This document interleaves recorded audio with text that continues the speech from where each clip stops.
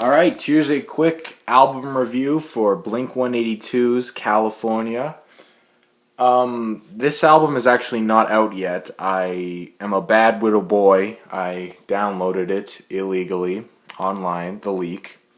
Just because, I was curious about it. I want to hear it. I probably will buy it since, I don't want to be a total asshole. But, yeah, listen to the album and, I have some mixed feelings on it, to be completely honest. It's it's good.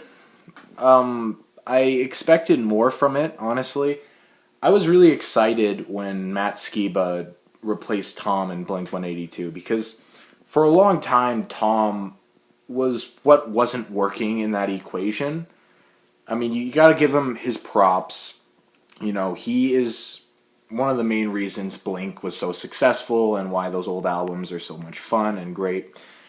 But frankly, he just lost interest near the end, and it's fine that he left. So I was excited for Matt Skiba because, he's a very talented songwriter, musician, and I figured he would be a better, him and Mark would have a better partnership, songwriting partnership than Mark and Tom would now.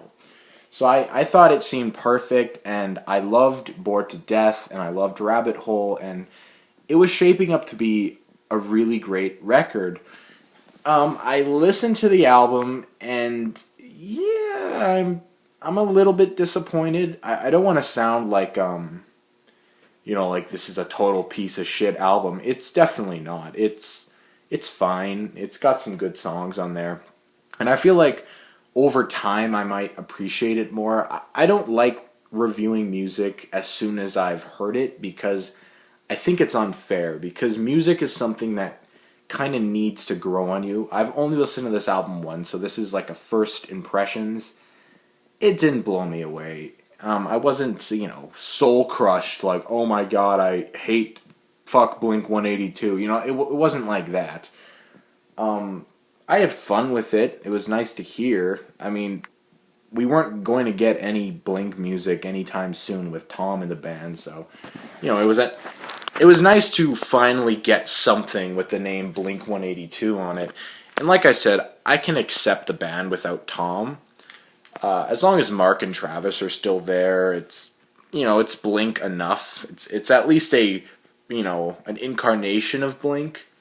Speaking of Travis, that guy definitely brought it on this album. The drumming is fantastic, as it always is.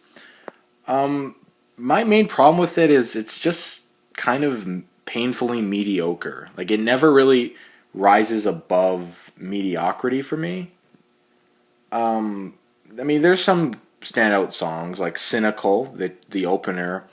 When I heard that, I was like, yes, alright, this is going to be fucking awesome, because Cynical was pretty badass. I love how it kind of does the fake out by starting really slow and then picking up and getting really heavy. Fucking awesome, punkish song. Bored to Death, I've heard it 1,000 times by now. I love it. I think that song kind of gave me a lot of hope for the album because to me that is like on quality with any of, the Blink classics. Like, it sounds like something that they would have written, during the self-titled album era. So that song is really good. And those were the first two. And then the album just kind of nosedives. There's a couple tracks on here that have like hip-hop influences. Like, there's, like, fucking electronic drums and shit. And it's like, dude, no. Please, don't. I mean, I know Travis has always kind of had a foot in the hip-hop world. I know he's done collaborations and shit with, like, Yellow Wolf and a bunch of other shitty rappers. Not to say Yellow Wolf is shitty. I don't listen to him. But, yeah, that was weird. I don't get it. Sober, I remember being shitty. Los Angeles, I think that was the one that had the hip-hop influence. God. Built This Pool was funny, but I mean, I've heard it 1,000 times. It's like 10 seconds long, so not much to say about it. Then there's just a bunch of songs I don't even remember. Like No Future, Home is Such a Lonely Place. I just remember that being a boring, slower song. And then the album kind of picks up again. King of the Weekend, I remember being good.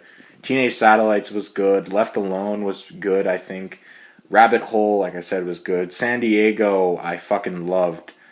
The Only Thing That Matters was pretty solid. California, uh, I don't know, not very good. And then Brohemian Rhapsody, sorry, was, it's a joke song, but it was actually pretty badass. When I heard that song, I was like, God, why didn't the entire album sound like this? Because instrumentally, that's the sound I wanted to hear. It kind of sounds old school Blink-ish. That would have been a nice way to kind of, get fans into Skiba 182, because I know there's a lot of people that still aren't sold on Skiba 182. And if they would have just put out a fucking balls to the wall, Dude Ranch, Cheshire Cat style album, I feel like people would have latched onto that more, but they took a different direction, and I can't say it really panned out 100%. Although I would have liked something that sounded more punk-ish, like, Dude Ranch, which is my favorite Blink album. That's kind of the sound I want, and if they don't feel inspired to do something like that, that's fine, but a little bit more edge would have been nice. I mean, I get it.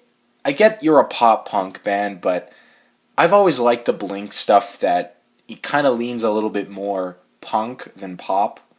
This album, there's like little moments of that, and the tracks I really seem to like on this album are the ones that are heavier and do have, if not insanely distorted guitars, just some energy, just some fucking power behind it.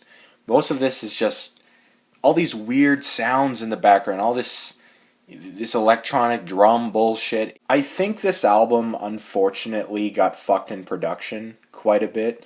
It is so ridiculously overproduced. It's just this annoying modern rock production. It's just too fucking much. Like I said, it's still early. I'll give it a couple more listens, and who knows, it might grow on me. As of now, I didn't think it was a total bomb. I thought it was good. But honestly, I think Neighborhood still might have the upper hand here.